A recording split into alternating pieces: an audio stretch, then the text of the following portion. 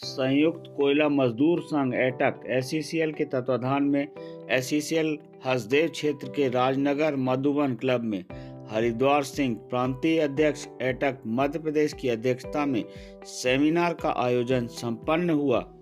कार्यक्रम के मुख्य अतिथि के रूप में पूर्व पुलिस महानिदेशक उत्तर प्रदेश एवं वर्धा हिंदू यूनिवर्सिटी के कुलपति विभूति नारायण राय, राष्ट्रीय महासचिव डॉक्टर सुखदेव सिंह सिरसा, पंजाब इकाई के महासचिव सुरजीत सिंह जज मुख्य अतिथि रहे।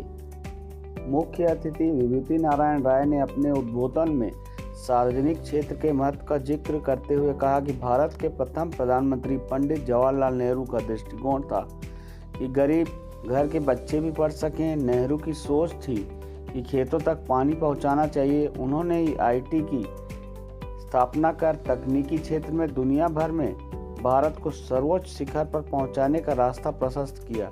मजदूरों की जिम्मेदारी है कि आर्थिक मामले में सजग रहते हुए सार्वजनिक क्षेत्र आपके हाथों से बाहर न जाए, इसके लिए सजग रहें। देखिए, पब्लिक सेक्टर्स आज खतरे में हैं और इस तरह के इसकी सैद्धांतिकी बनाई जा रही है कि सरकार को इन सारे क्षेत्रों से अलग हो जाना चाहिए।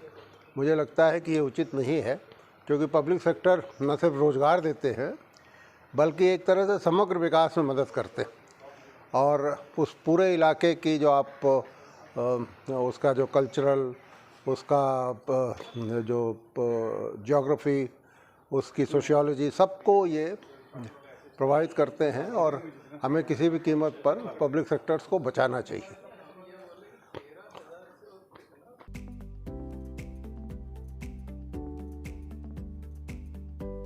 प्रगतिशील लेखक संघ के राष्ट्रीय महासचिव डॉक्टर सुखदेव सिंह सिरसा ने अपने उद्बोधन में सार्वजनिक क्षेत्र के महत्व को बताते हुए कहा कि भारत का संविधान दुनिया का सबसे खूबसूरत संविधान है।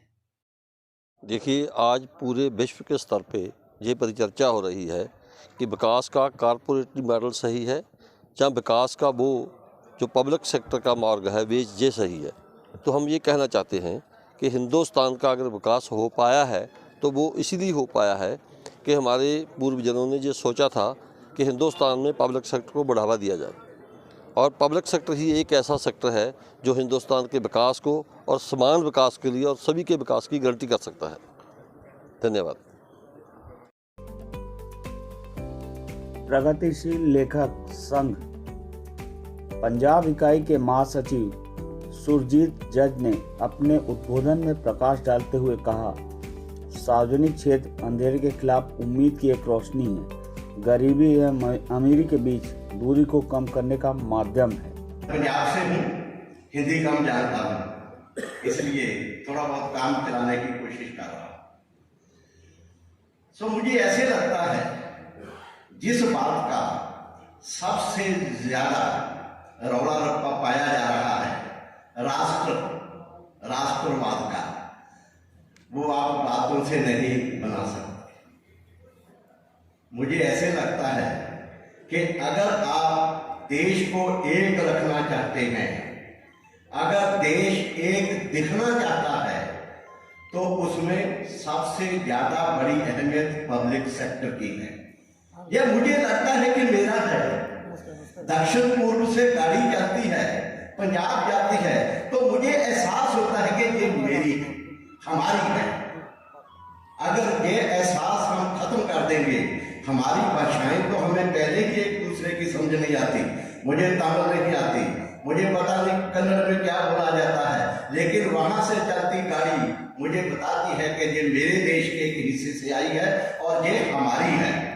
और इसी तरह यहाँ से जाता हुआ बिहार से, झारखंड से आता हुआ कोला मुझे बताता है, मेरे चूल्हे में जलता हुआ कोला जो है, कि ये मेरा है और इसे देने वाला देश मेरा है। और अगर हम किसी ही चीज को मिटा देंगे तो किस राष्ट्र की बात करते हैं आप? पब्लिक सेक्टर को मिटाने के बाद हिंदुस्तान को ये हिंदुस्तान नहीं रख सकते जो मर्जी करना, कभी नहीं रहेगा ये। आप इसे बचाने में कामयाब नहीं हो पाएंगे लंबे समय तक अगर आपने इसकी वो सार आग काट दी जिसे हमने पब्लिक सेक्टर का नाम दिया है। हसदेव क्षेत्र के महाप्रबंधक यूटी कंजरकर ने कहा, निश्चित रूप से राष्ट्रीयकरण के बाद कोयला उद्योग का समुचित विकास हुआ है। कोविड-19 के समय कोयला उद्योग में काम करने वाले मजदूर एवं अधिकारियों ने जान गंवाई, किंतु देश को अंधेरे में जाने नहीं दिया। आज भी अथक प्रयास कर कोयला उद्योग थर्मल पावर को पर्याप्त कोयला दे रहे हैं। और मैं आपको बता दूं कि गूगल हो, अमेज़न हो, माइक्रोसॉफ्ट हो या दुनिया का कोई भी शानदार लीडिंग ब्रांड की आप बात करें, या तो उसकी टेक्निकल टीम का हेड या उसका सीईओ या तो हिंदुस्तानी होता है या हिंदुस्तानी मूल का होता है।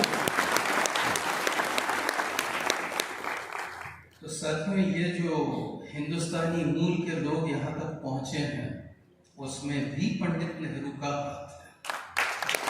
कोविड पीरियड में चाहे गवर्नमेंट हो, चाहे गवर्नमेंट सेक्टर हो, पब्लिक सेक्टर हो, हमने करके दिखाया। यदि कोयला उद्योग उस समय कोयला नहीं देता, हम अपनी जान की बाजी लगा के कोयला निकाल रहे थे।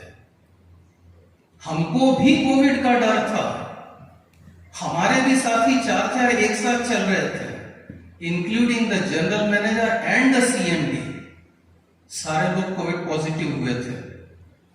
हमारे यहाँ एक डॉक्टर है, डॉक्टर नम्रता सिंह,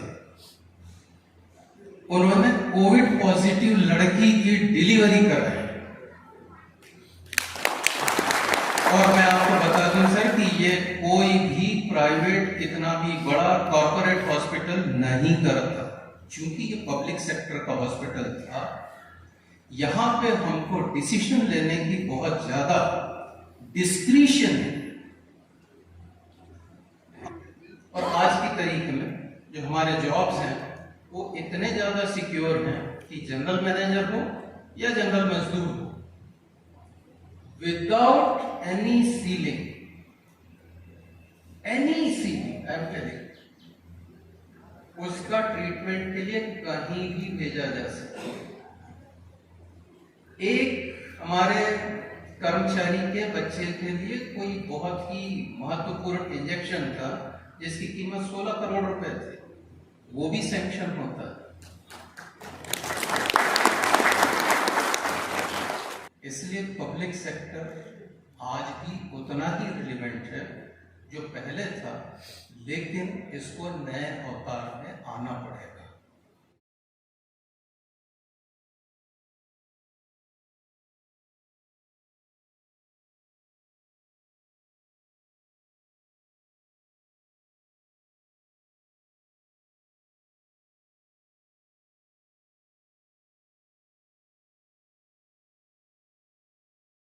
हरिद्वार सिंह ने कहा, भारत में श्रम सार्वजनिक क्षेत्र ने भारत को क्या दिया? बहुत बड़ी भूमिका थी। सार्वजनिक क्षेत्र ने इस देश के मजदूरों को, मेहनत कशों को क्या दिया? क्षेत्र को रसातल में मिलाए। मैं नट एंड सेल में अगर कहूँ, कुछ लोग संघर्ष नहीं करते तो प्राइवेट सेक्टर नर्क था, तो सार्वजनिक क्षेत्र स्वर्ग है। मजदूरों की आंखों में धूल झोंक। आज कोयला मजदूरों के बच्चों के लिए स्कूल है, अस्पताल है, अच्छी सैलरी है, मकान है, घर है, फ्री बिजली है, पानी है।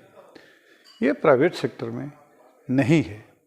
सरकार जो प्राइवेट सेक्टर करी, इसके लिए आप कैसे प्रयास करेंगे? देखिए, हम लोग लगातार पूरे देश के अंदर 10 सेंट्रल ट्रेड यूनियन मिलकर और भारत सरकार के ये निजीकरण की नीतियों के विरोध में हम कई बार हड़ताल कर चुके हैं।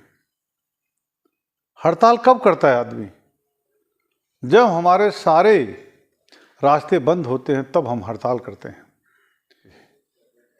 जबकि इस देश को बनाने का काम मजदूरों ने किया है, मेहनत कशों ने किया है।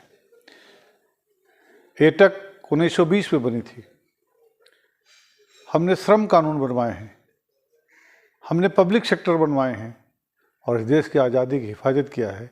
हम अंतिम दम तक पब्लिक सेक्टर को बचाए रहने के लिए लड़ेंगे, संघर्ष करेंगे, सेमिनार करेंगे, मजदूरों को समझाएंगे और एक बेहतर भूमिका का निर्वहन करेंगे। इसी उद्देश्य से सेमिनार का आयोजन किया गया था।